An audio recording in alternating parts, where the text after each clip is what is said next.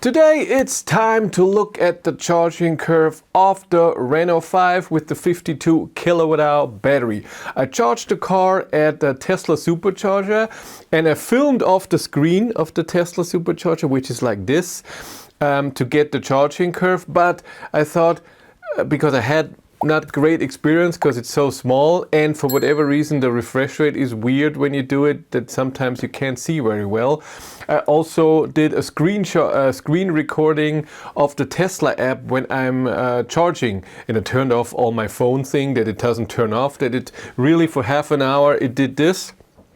And I'm glad I did, because the footage of what I filmed of the Supercharger screen was not usable. It's all blurry and weird. The camera focused, the action camera focused on something different. You can't see it, it's so small. So I'm glad I did this, but I have it. I charged the car from 9% to 80%. I have all the data that we need, and of course we're gonna compare it to other cars with similar batteries as well.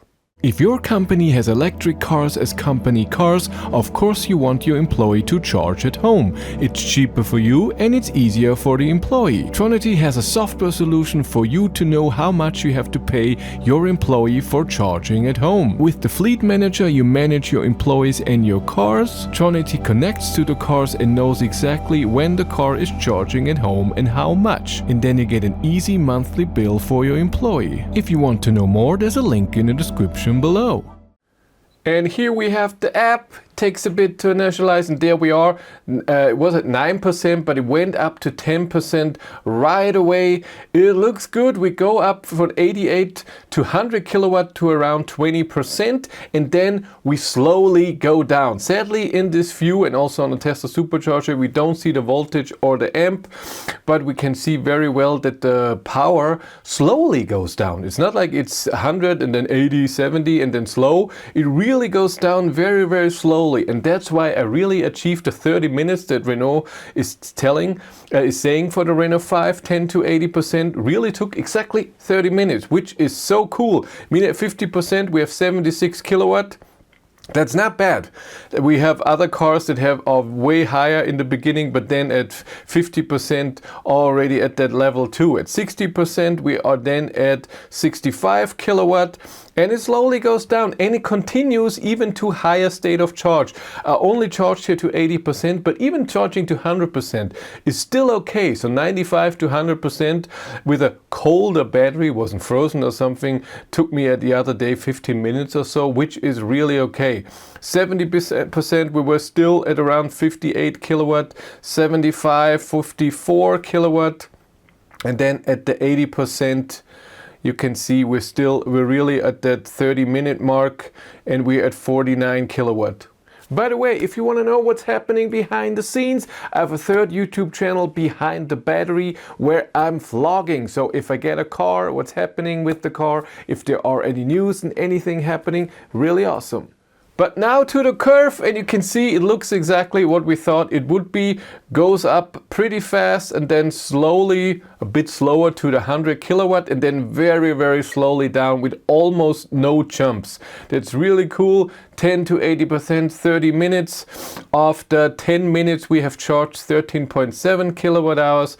After 20 minutes, 26.5. After 30 minutes, 36 kilowatt hours. That's really okay.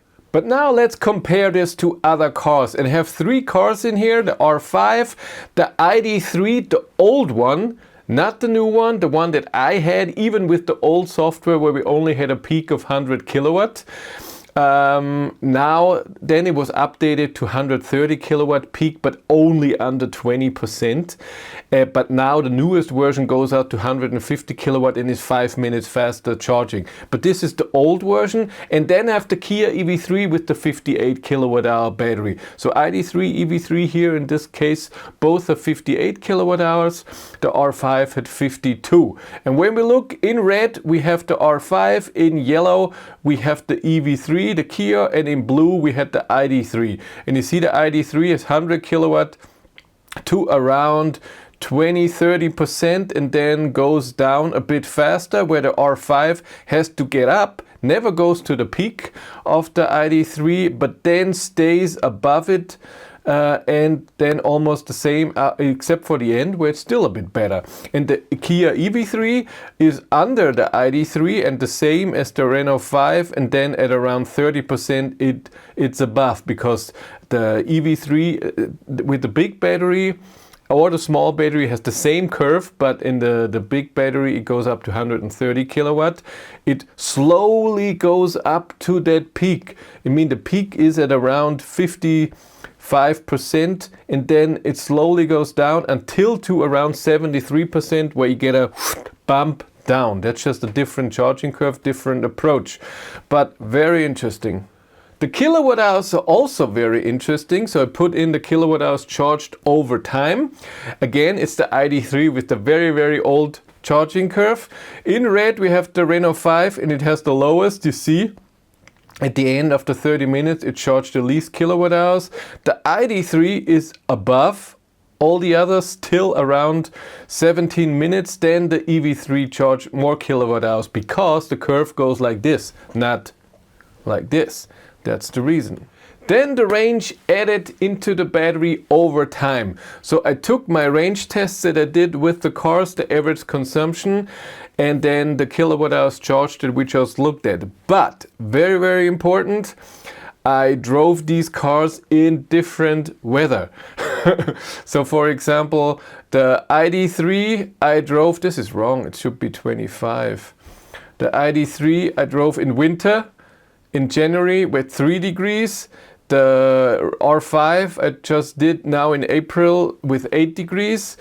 And the EV3 I drove in the summer in August with 15 degrees. So of course the consumption is not perfectly the same as in the same conditions. It would only be if I would drive them at the same day, at all 3 cars at the same time. But what we can see is the R5 has 26.3 kilowatt hours to 100 kilometers. The ID.3 had 26.5 and the EV3 had 21. So the EV3 had the best weather, then the R5, and then the ID.3 has the worst weather with 3 degrees.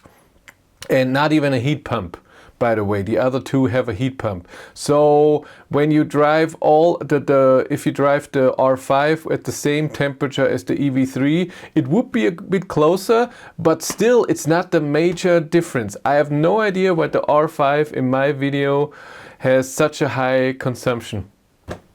I have no explanation for that. ID.3, because it was winter, in the summer it would be the same or lower level than the EV3. And when I go then and calculate the range, I get a big difference at the end, where the R5 has, after 30 minutes, 137 kilometers of range. The ID.3 has 154 and the EV3 has 203 at 80%. So that's 65 kilometers more range charged into the battery after 30 minutes. And that's for the R5, half of its range. That is a lot. But again, not at the same weather. I had to have to drive them at the same time. Then I could say an exact number here.